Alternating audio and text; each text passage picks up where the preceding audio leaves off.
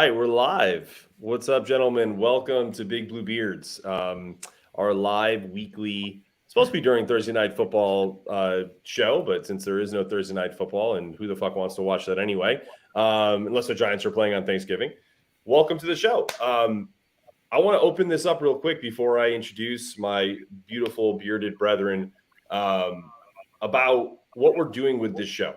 We decided, my initial thought was I wanted to do a cool show about debate, but reasonable debate. Can you change my mind on topics, whether about the hot button issues like Daniel Jones, Saquon's contract, who Daboll is how many reps Kenny Galladay's getting, Sills Army for Monty, like stuff like that was a real hot button issue like during the season. But we realized in pretty much just all of our interactions on Twitter, Spaces, real life, that you guys are fucking crazy. And there are very few people who can come on a show and debate constructively and responsibly without freaking out or not listening to the other person's opinion.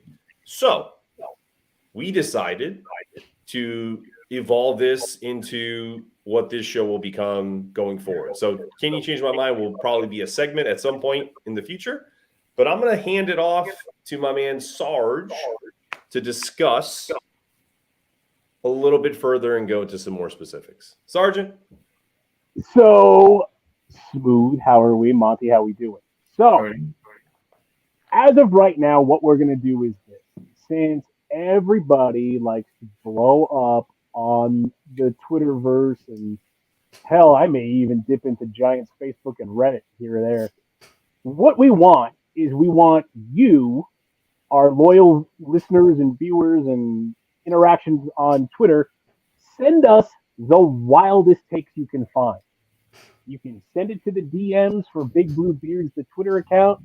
You can send it to bigbluebeardsco@gmail.com. We want to take your wildest takes and feature them here on the show. Because here we are. We're going to embrace it fully. We're a comedy podcast. We're a parody podcast. We want your wildest takes, and we're going to feature them here and probably make fun of whoever made those takes. So that's where we're at right now. During the season, we're just going to be completely and totally asinine. We are going to tweet out the most asinine things we can think of. Whether Smooth is talking about college quarterbacks, whether Monty's account gets hacked.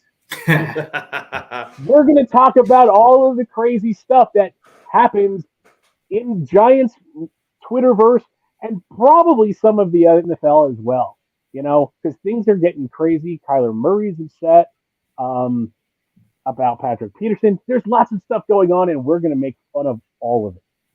Monty, what have you got for us tonight? And with that said, we had a little bit of fun this week on Twitter. Smooth started out just, tweeting some college quarterbacks, just to see a little reaction on Giants Twitter. They tend to have a reaction when we start talking about college quarterbacks. I tweeted some stuff too, but we'll get into it. Let's go ahead. And the man of the hour, Spencer Rattler. Spencer Rattler had a big year this at the end, big end of this year. He was a polarizing guy. It was about a year ago. People in Giants Twitter were talking about Oklahoma's next quarterback is going to be Giants quarterback, and I think there's been some hatred on Giants Twitter ever since that happened. So, these were the type of reactions when Smooth went out and said, future New York Giant quarterback, Spencer Rattler. You forget the emoji, the cash emoji. Yeah, the cash emoji. Can we first talk about how Spencer Rattler is trying to steal Joe Burrow's thunder? That's why I retweeted Joe Burrow. That's the Joe Burrow. He's out there with the cigar, enjoying the end of the game. Come on. Because and honestly, it was so perfect. The perfect storm about this one. We'll get to the other slides, but the perfect storm about Spencer Rattler is I knew exactly what I was doing. Monty was perfect in explaining about the before and after with him, and look at how happy Spencer Rattler looks in this picture. people hate other people who are happy. That's the takeaway I took from this, is that nobody ever happy for people unless that's your guy. If your man was Spencer Rattler from day one, if it was Rattler season for you from the start, you would have been all. And I had a few of them. We'll get to them. I had people retweet it. Those people were like, "Yeah, that's my dude." The overwhelming majority was like, "Fuck that guy." So yeah, that was my takeaway. It didn't help that he's, he's been under a microscope since high school. He was got kicked out of his off the team before the state championship game, or suspended or whatever. So he's definitely had the douchebag persona for a long time now. Oh, I don't disagree. There's some funny responses here. The Rattler all NFL teams you want me 100%. No, it's a good meme. That's a good meme. What else we got here? What else we got? We got hard pass. God, I fucking hope not. I love it. Keep going. We got dudes choosing guys who were worse prospects than DJ out of college. Of course, the DJ always got to come up. We had Chicken responded again here. Smooth. That was one of my favorite ones. That was very on brand. Yeah. There were some funny ones here. Let's see. Let's keep going. A lot of responses to Tommy. We have a few. Hell no. Hell no. Pass. Too consistent. We already have too much of that. Your response: whisper sweet nothings in my ear. They're just all-time trolling. But yeah, who is this 12-year-old? Catherine's one of my favorite follows on Twitter. That was one of my favorite responses. Who is this 12-year-old? That's so good. Oh man, yeah. Safe to say, the classic Michael Scott gif. We got gifs all over. Safe to say that people were not a fan of Rattler, and you were pushing their buttons. He came back again with it. Did we ever, Sarge, did you ever get the guy that deleted his tweet but called me a fat old white man? I'm pretty sure it's in here. It might be. Okay. It might be a little. I'm not trying to spoil it for anybody, but that was one of my favorite ones. This was another tweet. We went to what is it like? I went my top 5 QB wish list. Yeah, we did the top 5. I'm trying to see what you're talking about. Yeah, the top 5 QB wish list, which again was just a great troll between a freshman, a sophomore, Jaden Daniels, Anthony Richardson, who's another lightning rod on Giants Twitter right now. Well, he had to be one. We had to put Anthony Richardson one. Oh man, there's absolute and Jaden Daniels just for fun. Yeah, the quarterback at LSU. Oh, there's our guy. Yeah, there's a guy. So I didn't see the old white one. Well, we can always look at it. I don't think I could fit that one in because that was you got called that was against our standards, apparently. Yeah. Our community standards. He did delete it and block me. I have to say that of all the people that we did troll or kind of just make fun of, he actually, I'll give him a little bit of he went a little nuts, but he thought I was making fun of someone who spoke a different language, and I was just not doing that. So I was just like, bro, I couldn't break character. I didn't want to get into it. So that was the response. It was basically like, yeah, whatever, old white man. I was like, I speak Spanish. I think that was my comment. And he was just like, whatever, old fat white guy. And I was like, cool, man. Yeah. God bless. Somebody else called you a racist for something else. I think it might have been a Daniel Jones take. I don't remember that one. Maybe I don't listen, Sarge. I don't see color. Fucking people. The only color I see is blue. That's right. I only care about what color blue this team is wearing. So yeah. So that was a very interesting. The college quarterback experiment was fun. What was your guys' takeaway? Because I had like an overarching theme, but Monty, you did something similar. So before we get to yours, what did you think of that? What was outside of the obvious? What are your thoughts? Yeah, I mean, you see a lot of it. It was just, when you go ahead and say, like what take a lightning rod and you say 2 New York Giants, you get a reaction. But the thing is, you don't even need that with guys like Rattler or Richardson. All you have to do is say like this guy's good or he had a good game, and Giants Twitter will jump all over you for complimenting a college quarterback. So it's they are lightning rods for sure. Malik Willis was another one. Oh yeah. What about you, Sarge? Well, I see this a lot with not just quarterbacks, just players in general. If there is a college player that you comment on, and a lot of times they're quarterbacks, let's face it, it's a quarterback-driven league. We've got so many question marks at quarterback. Sorry, Danny, I know you're right there, but it's true. But the second you start talking about any kind of quarterback, people are just going to fly off the handle. It's like, look, I'm not calling for us to draft a guy. I just said he had a good game. Yeah. College football is exciting. You have and you can have like these tiny ass schools up against these other juggernauts and just like, oh wow, that was like a 49-0 game. Wow. But it was still exciting the whole time because all these dudes made plays against like future accountants and plumbers and whatnot. So it's like you're not allowed to enjoy college football at all. It's insecurity in their own quarterback. Because if we had Patrick Mahomes, no one would care about you saying Bryce Young's a good quarterback. Like, well, and you know what's funny, Monty, is I'm so glad you brought that up. And this is to my greater point. Everyone they identify in a specific way towards Daniel Jones. It is the most ridiculous thing I've ever seen. I said it earlier in the year. If we were a different franchise, if this was the Jets, we'd all be making fun of Jets fans every day until the cows come home. Because it doesn't matter what you think of Daniel Jones. It's the incessant, well, he doesn't have any help. Well, he doesn't have this. Well, blah, blah, blah. It doesn't matter. That doesn't matter.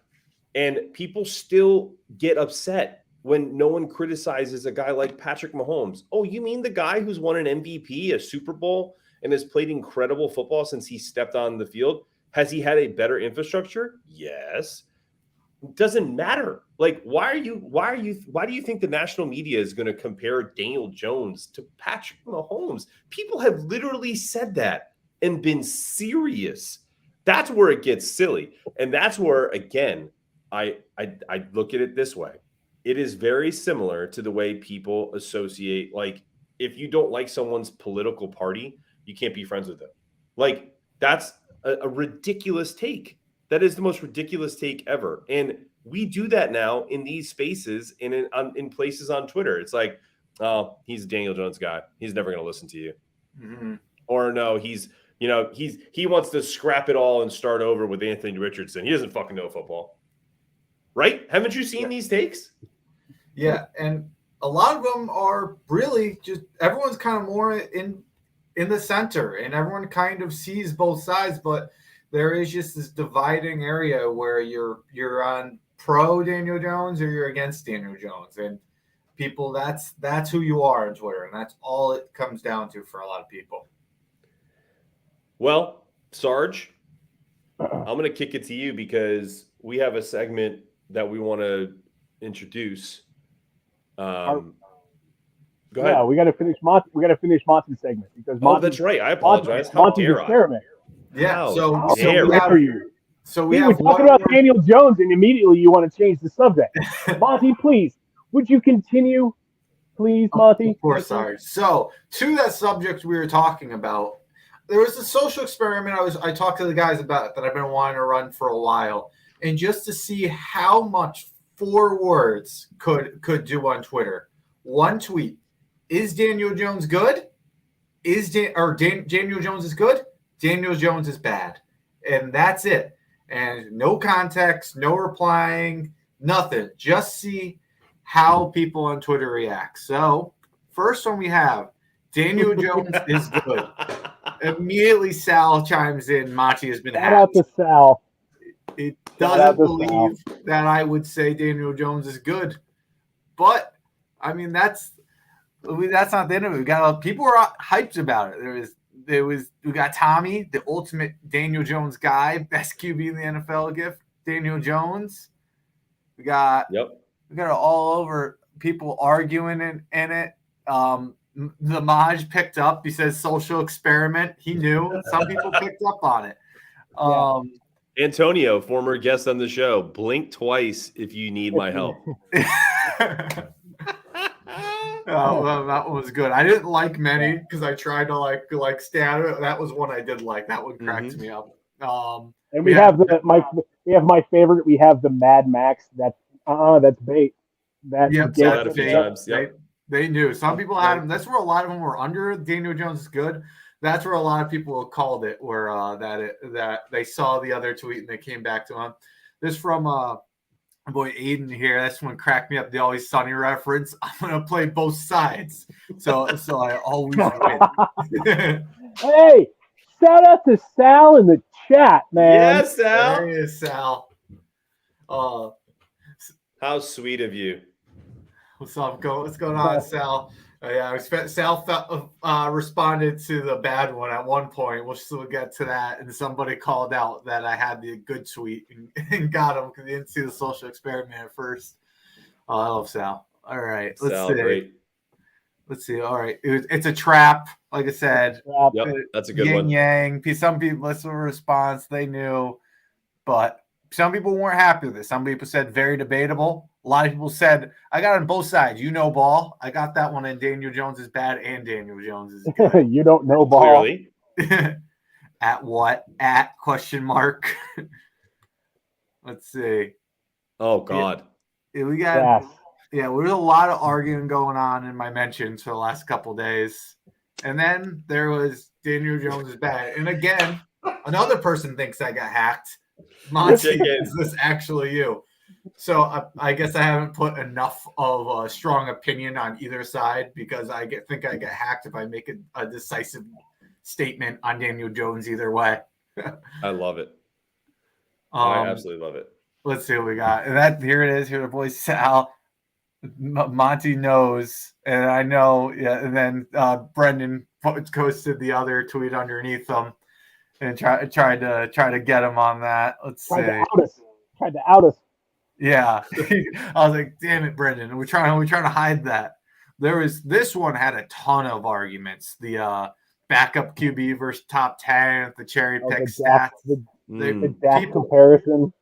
People argued about that there's probably still mentions going on with that. People are arguing that one. You should probably delete both of those after the show. Yes, I think you're right. You don't know ball. I would say people, as far as with the good, I got a lot of reactions. The bad started out with like more likes and all that type of stuff, but the good took off and the bad started. People were very upset with it. And I think where a lot of people came from it, which I think is where people are more in the middle, is they're just like, dude, he's not a bad quarterback. Like, say what you want, but he's not bad. Like, he might not be great, but he's not bad. So, which I get. But yeah, we had a lot of people were not happy about me calling him bad. And that goes that again, and I get this because Sarge has mentioned this before.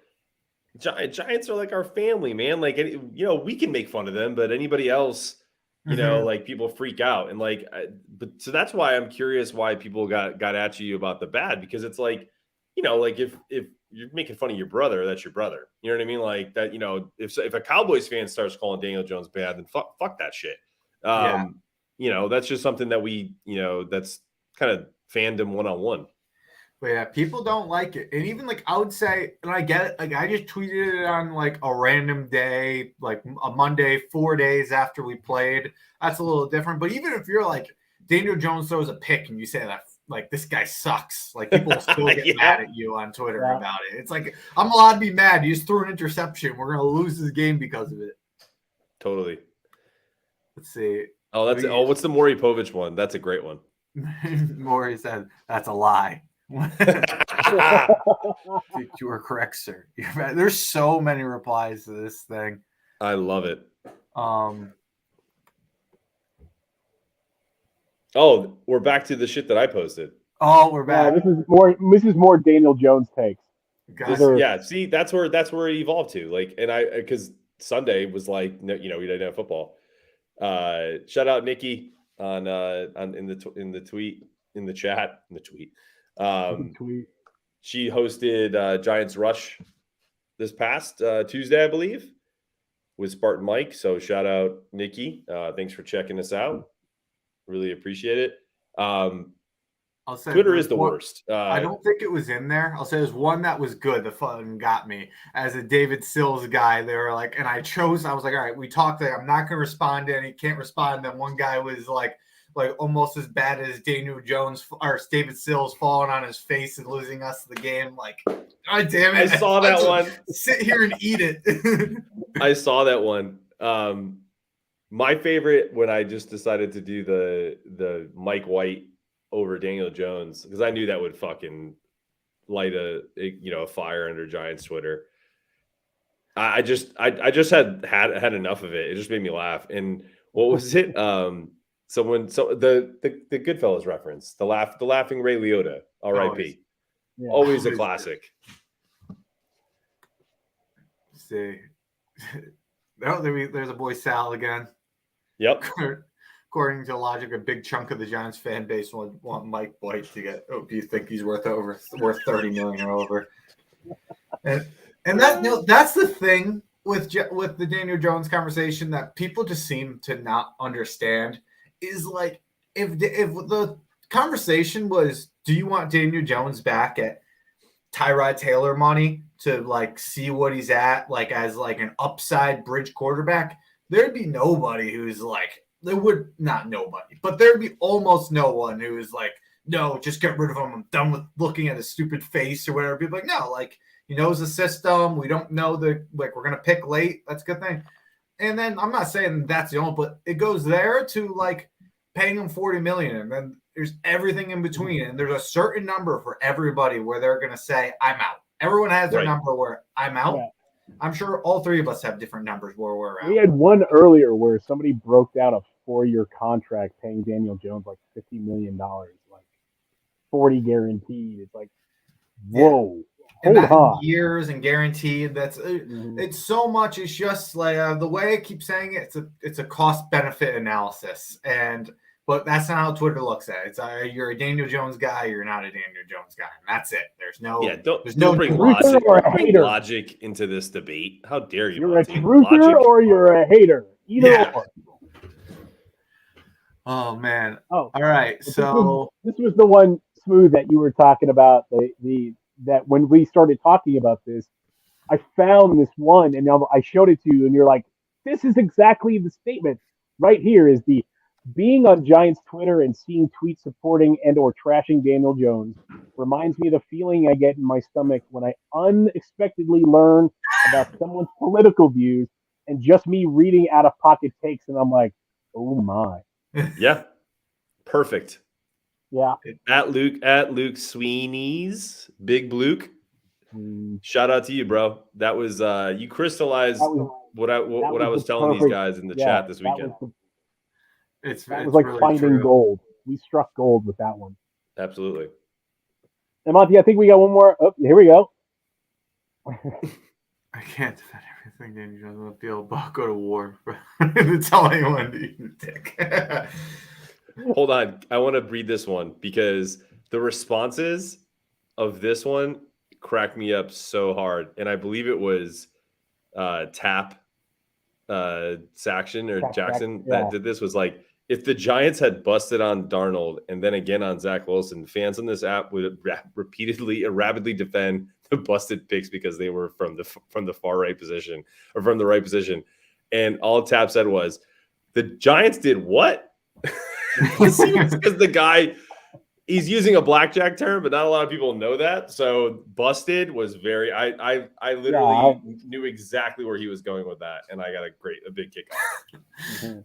Yeah, man. Yeah, it's a lot of that is there's tweets like that you know they're exactly who they're going after to, and the exact takes that this Daniel Jones and being right and wrong goes back so far that there's like comments like that are probably like back to 2018 arguments that are just alluding to everything, and people just can't drop shit, man. It's true. Yeah, but that was our little social experiment this weekend. We got one more. We got one more. This page was left accidentally blank. Forgot about Today's this visit day, kids. Oh my. Today is visit day. Thursday, Odell Beckham Jr. He's looking for a home, according to Josina Anderson in the parking lot of MetLife. She said the winds are blowing. Let's see about what people said about OBJ. OBJ flew his jet from Bahamas, New Jersey to see his best friend in the Giants locker room. Fan bought the excuse it was normal. OBJ has only expressed desire to win a ring for one team, but fans bought the media creation of him going to Dallas. Next weekend, they'll finally get it. He's calling a shot. Shout out to Chuck Knox. Shout out to Chuck Knox. He's the one who posted that video, right? He posts the best hype videos. Like, I watched his hype video before the Dallas game 3 times, and I was ready to punch my television. I think OBJ that guy will pump you the hell up. That's a guy I'm going to get on the show. We'll get Chuck Knox on the show at one point. Absolutely. Awesome. And then, so that's the pro OBJ, and now we also have a con. So you think OBJ is perfect for a heavy run, limited pass offense? LOL. How do you think OBJ acts when he doesn't get the ball 10 to 20 times a game? Like a little bitch. The Giants don't need that cancer locker room. You can simp for OBJ all you want. He's a cowgirl soon. Yep. There is. Put it clear the way it is on Twitter right now. There is a lot of nuance to the conversation, but there is people who have their opinions where they loved OBJ here and they just want to recapture that love and happiness and fandom they had, no matter if he still has it or not. And then there's the people that he could come back and look like it was his old self and be a superstar. And he's like, no, fuck OBJ. I'll never be a fan of that guy again. Do you guys want to see the Josina Anderson real quick? We'll just kind of show her report. Sure. Yeah. Beckham Jr. is really looking for, guys, is to find a home. He wants the next team to be his home. And obviously, he's also looking to get paid relative to what he feels like his value is. But just like he told me yesterday, I want to give that team my all. I want to give everything that I have and finish with a strong legacy. Odell Beckham. Yeah, she says home a lot. I think my quick takeaway on that is I'm okay with him coming back. I don't have an issue with it. I don't think his story ends well unless he goes to one of the New York teams. If he goes to Dallas, then he's dead to me. Yeah. Me too. Sorry. Fortunately. I mean, I'm being serious. Like, if I saw him walking down the street, I wouldn't punch him in the face like, I don't know, Des Bryant. But at the same time, he's going to wear that same fucking shitty-ass jersey. So that would be my biggest issue with him, is not necessarily that I'm like, I wish him awful things, but guess what? He's on the Cowboys. It's like the one team that I don't want to win the Super Bowl. Like, okay, Eagles are also up there, but you know what I mean? Like, I could even, like, it sounds so blasphemous, but I could even stomach a Commanders fucking Super Bowl win. Mm-hmm. They haven't been relevant since we had VCRs. Yeah. So it's, I don't know. I just can't, I just couldn't see it. If you went to the Bills, good for him, whatever. But yeah, I mean, I rooted him for the Rams in the Super Bowl for a big reason, OBJ. But yeah, if he goes to Dallas, my fandom for the future is over for him. Absolutely. It's just, it is what it is. Yeah, like I said, it's not like I'm gonna hate him, but like it's over. I'm not a fan of his anymore. He played for Dallas. He's a Cowboy now. Yeah. What do you think, Sarge? I'd look back. So I'm gonna make a slight change here. We're gonna do one of these. How dare you? I want us to be nice and close. I want to have a moment. Oh, that's okay. So let's think about this. We had one we have at least one member of the Giants family who went to Dallas. Correct me if I'm wrong, but didn't Parcells go to Dallas? And the guy is goddamn royalty. Okay? I mean, he can do whatever he wants because he's Bill fucking Parcells. right? It's good. But that's not OBJ. No. OBJ is OBJ. Parcells brought us 2 Super Bowls. That guy has carte blanche to do whatever the fuck he wants. Exactly. Miami, the Jets, Dallas. That guy could coach anywhere. And we would say, oh, it's Parcells, man. That's our guy. That's our guy. Odell, you don't have that. Odell, you don't have that, buddy. Mm-mm. Listen, What you're going to do is you're going to come back to New York. You're going to finish out your career where it started, right? Because you've already got the ring. You did that. Could he help us win another one? Sure. You know, who knows? Who knows, right? That book, that chapter is not yet written. But the thing is going to Dallas would be a mistake because here he's automatically number 1. In Dallas, he's what? 5th? You know, they've got Lamb, they've got Gallup, they've got Pollard, they've got Zeke, they've got the tight end kid. I can't remember his name. Schultz. Schultz, Mm-hmm. right? Like, where do you fit, Odell? You don't, because they really don't need you. They just want you, so we can't have you. That's the only reason Jerry wants you, is to keep you from us. Sell jerseys. Come on home. Come on home. The thing is with OBJ is he goes and he wins a Super Bowl in Dallas. Be cool. I'm sure he'd be happy. He gets another ring, but it's Dak. That's Dak. That's Deke. That's Zeke. That's Lamb. That's their ring. When he won it with the Rams, that was Stafford. That was Cup. That was there. If he comes back to New York, where he started, where the fans, at least most of his fan base, would still love him, where they would have him back, there's no difference. There's nothing comparable to winning a Super Bowl here. He would be the guy. He would be one of the faces of that Super Bowl run. As long as he's out there and he's a player, it would be him. It would be Saquon. Right now, like, he would be one of the biggest faces in New York, even if he's just like decent. He's that type of person, like polarizing person in New York. And for marketing and just for like winning the Super Bowl, it'd be nothing like that. I know he wants to come back and win one here. I don't know if he thinks it's realistic, but I know if he could have it his way, he'd want to bring a Super Bowl to New York. I know he does. Listen, this is the bottom line for me, and I'm going to use something to illustrate my ultimatum for Odell. Come home, or all over Giants Twitter, you're going to see this. Soft. Overrated. Pretty boy. A bitch. It's true. That crystallize the exact feelings? I think I saw someone post it today on Twitter. If we could catch that screen grab, it was like, if he goes to the Giants, legend. If he goes to the Cowboys, overrated. 2 ACLs, pretty boy, all that shit. That's right there is exactly what's going to end up happening. So If he's cool with never being able to come back here again, fine. Yeah, it's over. If he goes to the Bills, though, I think it would fan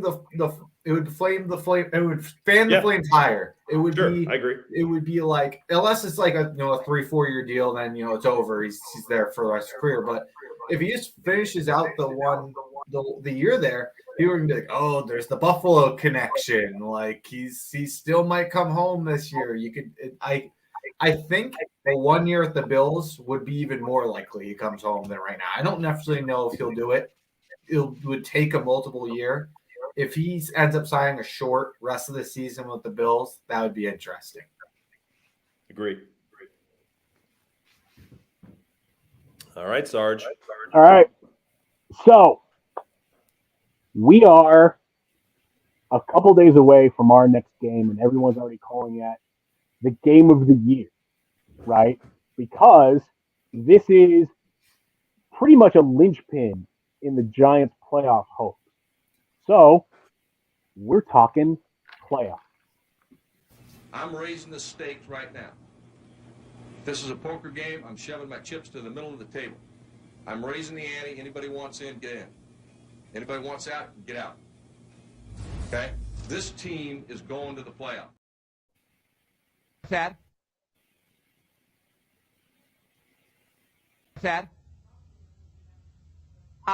Playoffs? Don't talk about it. Playoffs? You kidding me? Playoffs?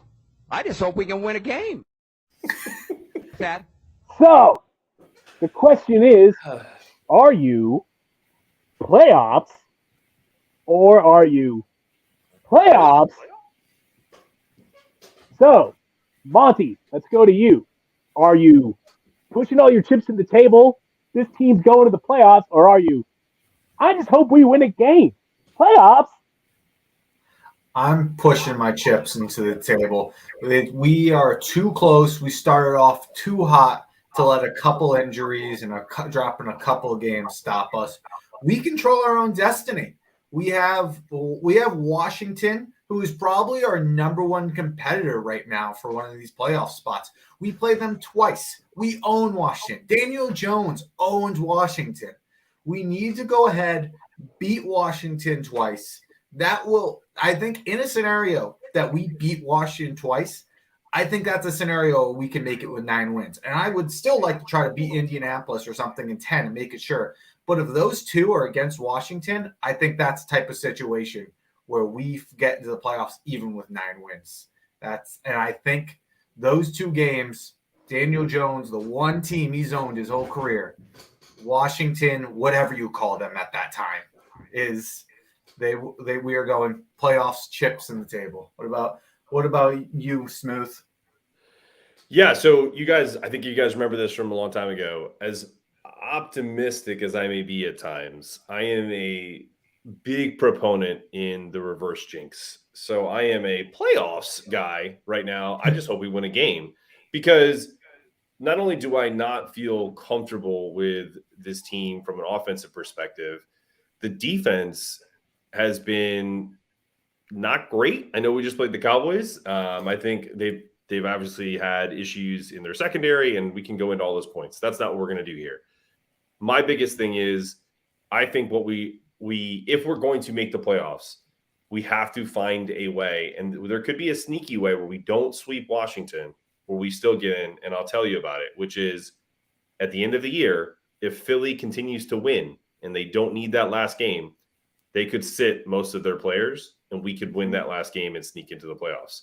So kind of a reverse of what happened when they kind of gave up and put in their backup, and kind of we lost that. Happy we did, or else we'd still have Joe Judge. So, I think I could see a scenario where we do make the playoffs, but right now which Jim am I? I'm Jim Mora right now. What about you, Sarge? Thad?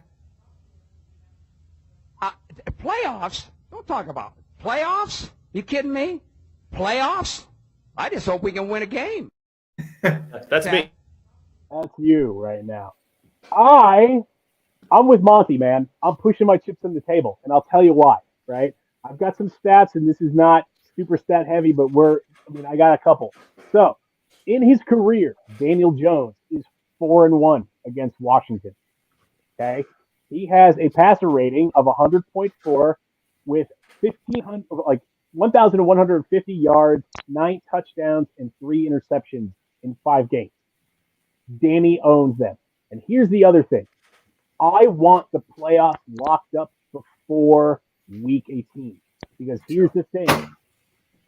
You don't know how Philly is going to react. We're playing them the last game of the year again. And last year, after all of that other stuff happened, granted, it wasn't Sirianni, it was Peterson. And I think it was 2 years ago. It wasn't last year. 2 years ago. 2 years ago. Right? Joe Judge came out and talked a lot of shit about the Eagles. Nick Sirianni is just enough of a cocksucker to want to ram that game down our throats. He's getting into it with Indy fans on the sidelines. That guy's a piece of shit. He's the perfect coach for Philly because he's a piece of shit. I don't want to have to wait till week 18 to get in the playoffs. we're going to take both games from Washington. We're going to beat Jeff Saturday's Colts, and we're going to let everything else play out. We try to sneak one against Philly. That would be nice. They're coming to our house. We got that one game at home. And, we've been pretty damn good at home. I think the only home game we've lost this year. No, I'm sorry. I was going to say the only home game we lost this year was to the Cowboys, but I'm pretty sure there was Detroit too. But still, we've been good at home this year. So we can try to sneak one against the Eagles. But yeah, I'm pushing my chips to the table. I'm all in. We're going to the goddamn playoffs. Sarge, I'm with you on that Eagles point, week 18 too. I can see the clip right now. It's like, oh, they wanted us to start our players in the last week of the season, so we did. So I hope they enjoyed it. I don't want to see it. I don't want that clip to exist. So I hope we lock it up well before then. No, I hear you guys.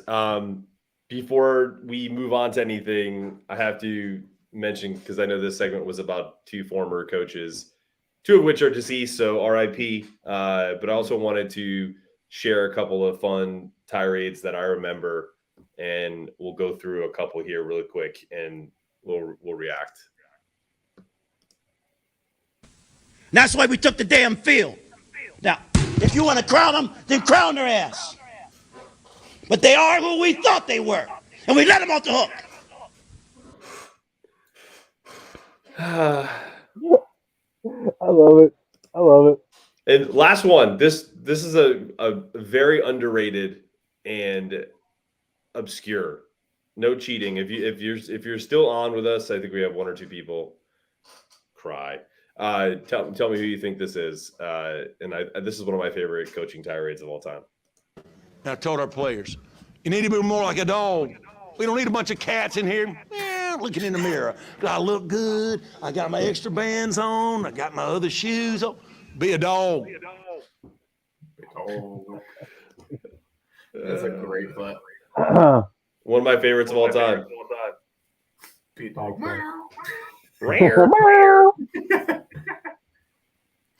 Oh, man.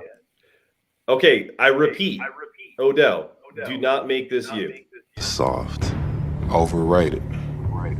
Pretty boy. A bitch.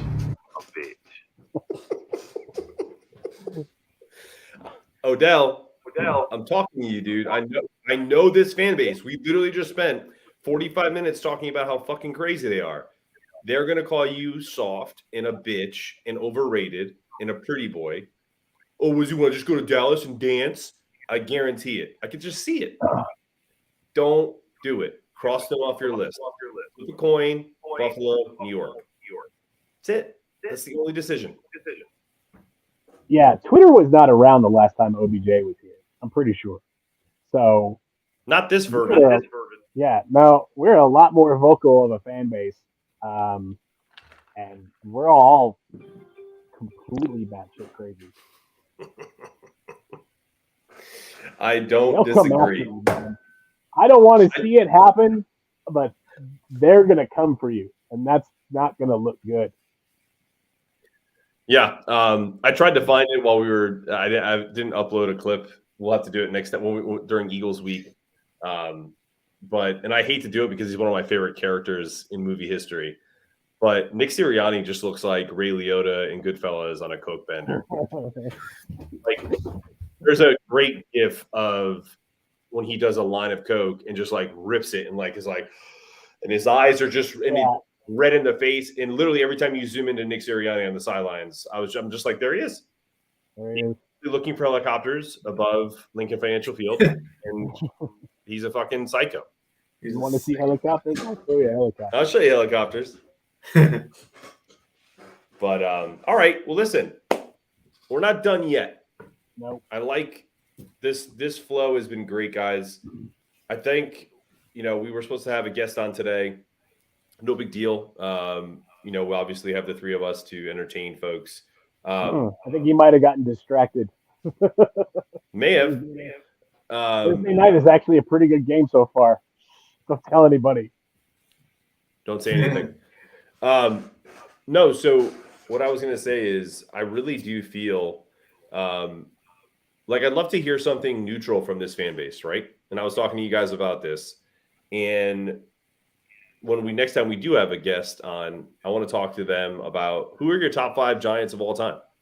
I don't think that gets debated enough, and I think part of that reason is because the fan base is kind of, we got some, and we have it right here too. We have older, younger, medium age, right? We don't have anyone that's like a high schooler. We have adults, but we have younger. Monty's younger than Sarge and I. I think Sarge is the elder statesman of the group. So we all have different perspectives because we have seen different players. I'll go over mine, and then you guys can. I'm curious where we have similarities, right? So my top 5 is essentially, I go with Lawrence Taylor number 1. I think that's pretty consensus. Could be wrong. Nope, there you go. This is on brand. I didn't mean to do that. It's also Legacy Week, so I wore my Legacy jersey. That's why I'm wearing the Giants logo. I got the starter jacket back here too. So I got Eli number 2, greatest quarterback of my adult generation, even though I was around for Sims. But then I get a little crazy. Strahan is not a crazy one. Hall of Famer, incredible player for the Giants for years. And then I go tugging on the heartstrings more. I'm a Justin Tuck guy, so he would be my top 5. And then lastly, I go back to the Lawrence Taylor days. I go Carl Banks.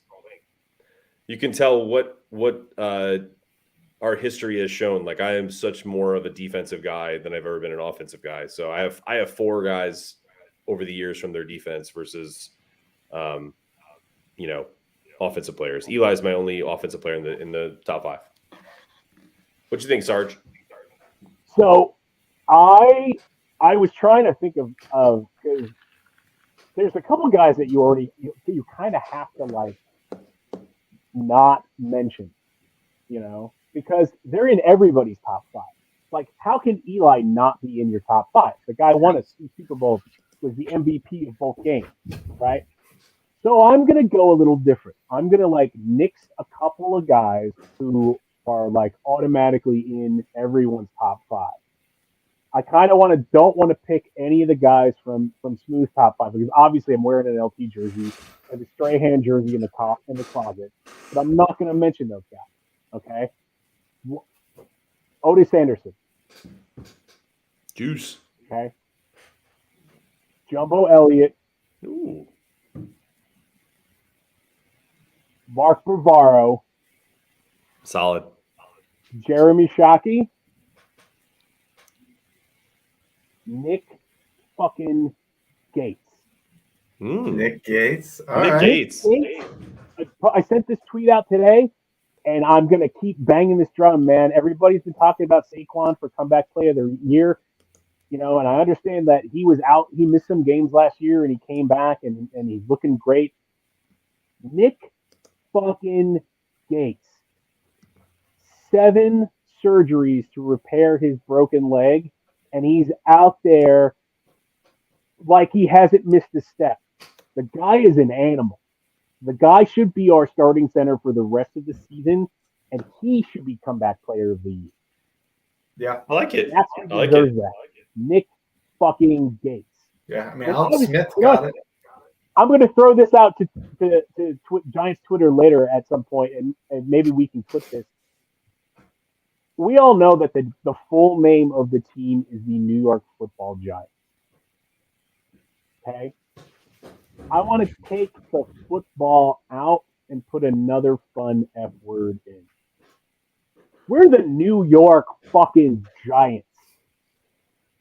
Right? And we're back. We've been bad, and now we're back. Everybody better put some respect on the name of the Giants. The New York fucking Giants. Thank you. Monty, top 5. All right, so mine is very similar to Smooth's. I'm gonna throw some names at the end that came in my mind, some honorable mentions, but just because I have a very similar one. But number 1, I never had the privilege of watching him play, but you can't have a top 5 Giants without Lawrence Taylor. It's just what it is. He's got to be in your top 5. Eli Manning brought me 2 Super Bowls. Eli Manning's a god, first ballot Hall of Famer. I don't give a fuck what you say. We have Justin Tuck also there. I think you could argue Justin Tuck is as important in those 2 Super Bowls as Eli Manning is. I mean, he 100%. Is the reason that Tom Brady was invincible. Tom Brady has been invincible in Super Bowl, and Justin Tuck has been his kryptonite. Then I will have to go with Strahan. Strahan was my first jersey. He's one of the greatest Giants of all time. He is one of the best.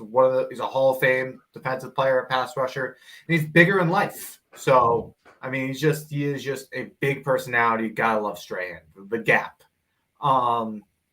Then I have one that you guys haven't had. It's definitely a theme with some Giants fans, and that's Victor Cruz. I mean, you gotta love Victor Cruz. His time was not as long as I'd like. I can't tell you how sad I was when he went down, but he was a Super Bowl champion. He undrafted free agent, New Jersey local, and he just, he made it, and he was great. He was electrifying. He was very much kind of like what Odell brought to us.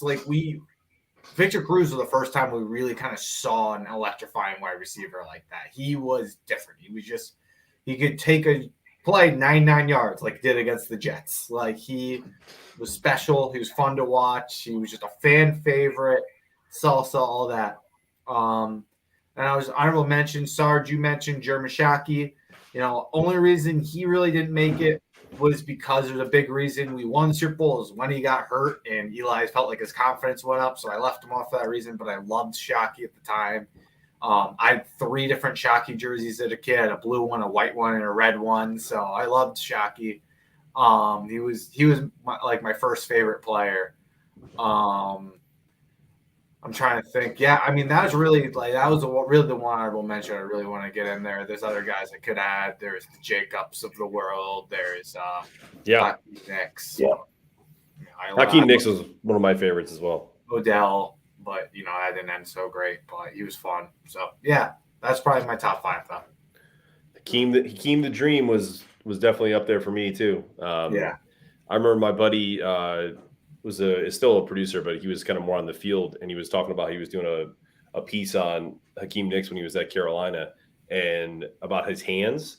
His hands are the size of my 2 hands put together, and how that was one of his defining reasons why he was such a good receiver is because he wasn't 6'4", but he played that big. He was 6'1", 6'2", but just could snatch the ball out of the air. I used to have a joke.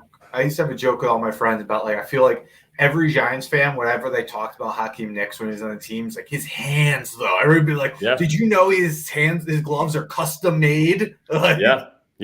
Well, and that was pre Giants drafting them. I knew that story because they were doing this story at ESPN, and that's why all that kind of came out. So that's pretty funny. I love that.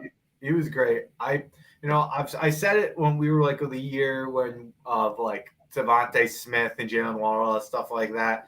I wanted to go offensive line, but I was also just if we go wide receiver, man, some of my most fun times outside of winning the Super Bowl watching the Giants is when we have an electrifying wide receiver. They just make games so much more fun to watch as a fan when you have just a special wide receiver. I miss having one for sure. No, I don't disagree. Okay, listen, I think what we'd like to do, and I didn't know if we're going to have enough time for this, but before we get to our last little segment, unless I'm missing something again and being a terrible co-host, you wrote it down. What's that? I said you wrote it down. Yeah, well, I think we've gone through it all. That's why. No, I'm. When we clip this, I want people to give us their top 5. I'm curious, what Giants Twitter's top 5 is. I don't think you can do a poll that has 5 answers. You could do 4, I believe. So do Mount Rushmore. Yeah, we can do a Mount Road. That's a good idea. Look at you, Monty. I like that Mount Rushmore. But if you do have a top 5, I'm curious what people's top 5s are, and it kind of sparks debate. I they're all great players. There's nothing I can do with that. So I was asked a question by a very controversial figure on Giants Twitter. He asked us, or wanted to know, if we are okay as the bearded nation here. Are we okay with mustaches? And my take was, unless you have a Tom Selleck push broom, like I feel like Sarge could do it, then no, it looks creepy. Like a Gary Sheffield wispy mustache, I'm out. Wait, do you mean this? Yes. So if you don't know who that is, gentlemen and ladies, if you're watching, that is our I hesitate to say friend. I'm friends with Will. I'll take friend. Okay. Our Twitter acquaintance, Will, who is very anti-Saquon, or however you want to. I know he would probably hate me for saying that. How would you describe it, Monty? Like how would you describe Will's persona on Twitter? Will is the enemy of Giants Twitter, who, for a lot of people, people are more mad about Will's opinion than the Giants half the time. He has garnered a total rebellion against him over the years since the Saquon pick. But I mean, people who everyone who I have met Will that I know has liked Will, but man, as far as his persona on Twitter, he has a group of people who are not a fan of his. Yeah, no, I don't disagree. I won't get it. We won't need to get into that. So let's just go around the horn and let's rate this. You gotta admire a guy who's willing to commit to the bit.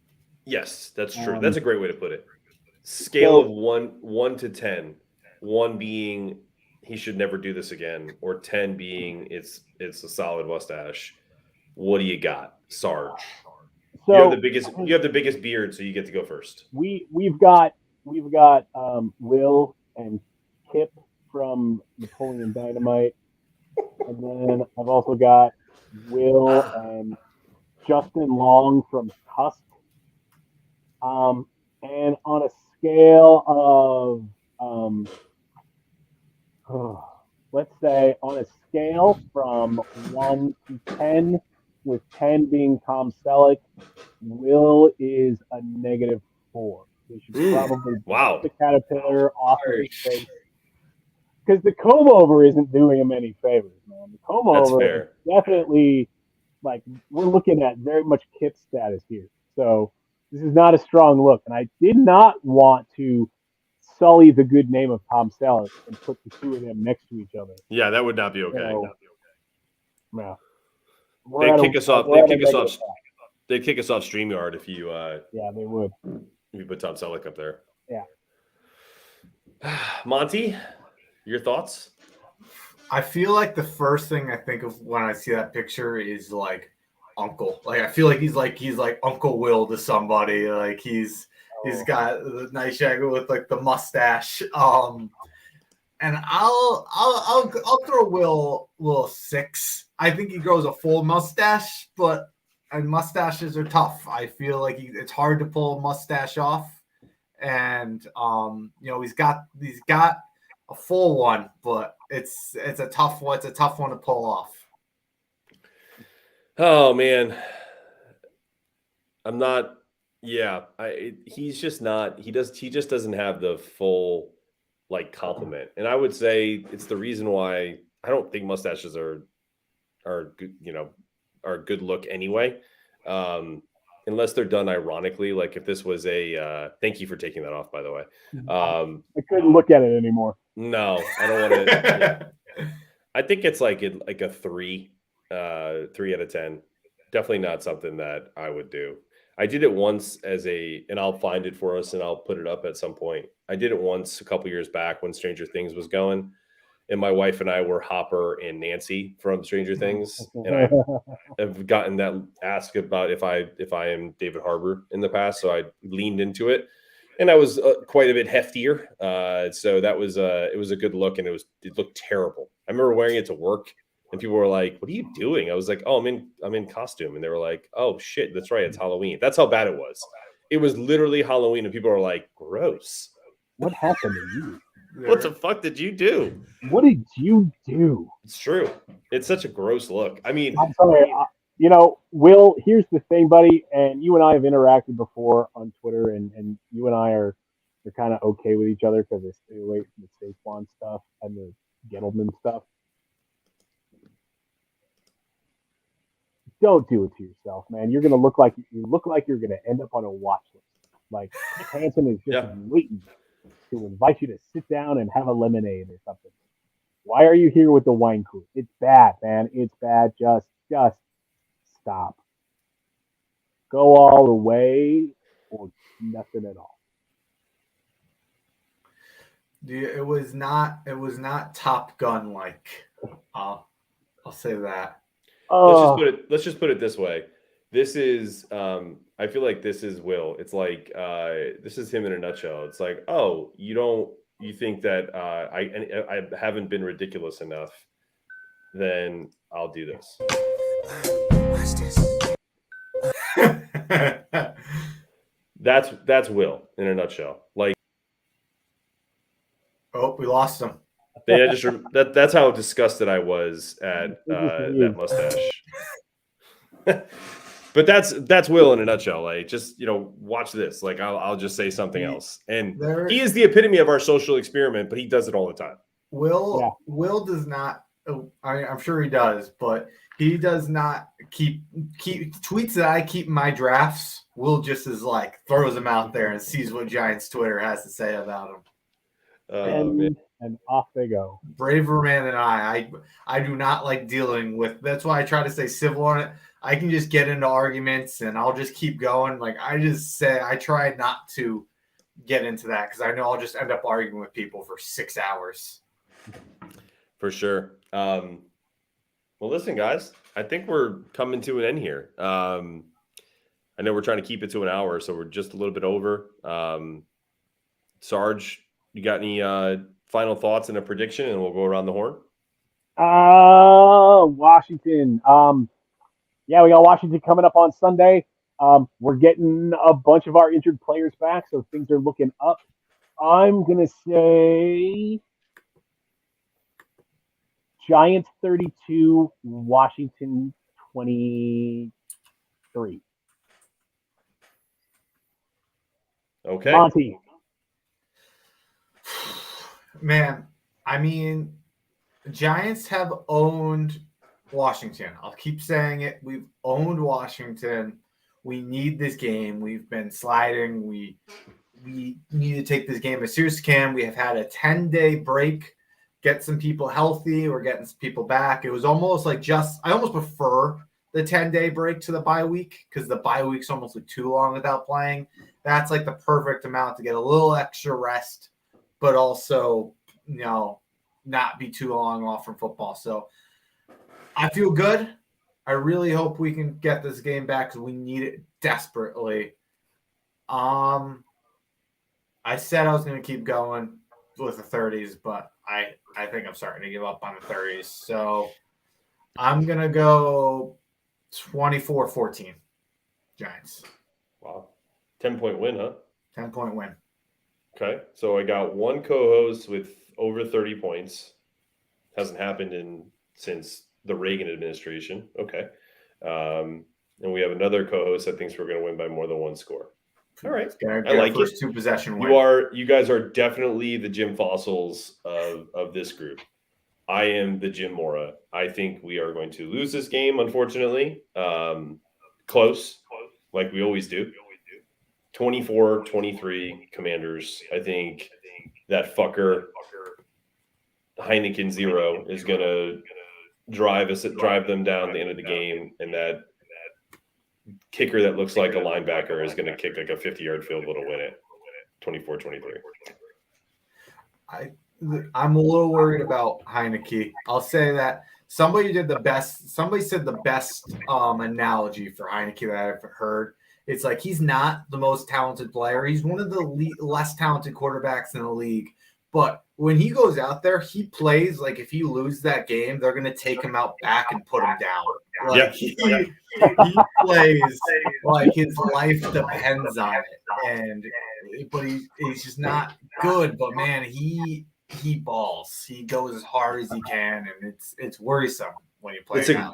It's a great point, and Heineke reminds me of another analogy. Is if you guys have ever played pickup basketball, he is the guy that when you see him walk into the gym, you're like, oh fuck, this guy is going to pretend like this is the goddamn NBA Finals or the NCAA tournament, and he's going to D me up like he's trying to impress his coach or his girlfriend, and he's going to try to take charges, and he's going to fucking not call fouls because he's going to try to be tough. Yeah, he's the annoying fucking guy, and he's gonna hit a couple threes, and he's gonna like flip his shirt a little bit. And yes, great points out.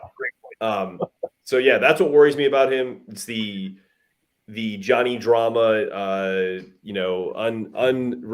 just crazy confidence that is not warranted. Yep, and hopefully we can put an end to that. And with Wink blitzing the hell out of him, maybe that'll finally take it away. We'll see. I don't know when the hell we're getting Fabian Monroe back. I've been trying to figure that out. I know it's an oblique thing. I can't find anything about his timetable. I think he was limited today, which means there's a pretty good chance that he plays this weekend. Okay. I need him back. We need Fabian back. Laura. Aziz is back, which means that he can get held a little bit, and hopefully Kayvon gets a couple sacks. Hopefully. Yeah. Hopefully they'll throw a flag when he gets held this time. Maybe. I don't think that'll happen. He needs to go ahead and, he wants to be in the media and act and stuff. I'm sure he needs to work on his acting skills, and He's going to get an acting coach in the offseason. Going to get an acting coach in the offseason and really sell that. All right, fellas. I think that about wraps it up for another episode of Big Blue Beards. We will be back here Thursday night during another mediocre Thursday night football game. Watch for us on Twitter because you never know what's going to be a joke and what we're serious about. You want to see helicopters? I'll show you helicopters. All right, y'all. Have a great rest of your week. We're out. Peace, guys. Big Blue.